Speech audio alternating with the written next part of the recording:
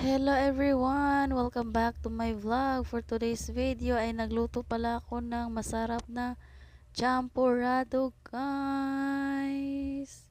Ayan guys, luto na yung champurrado. Nilalagyan ko pala siya ng gatas.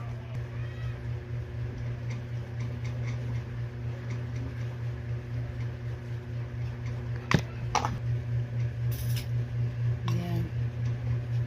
Siyempre, pag maraming gatas, masarap.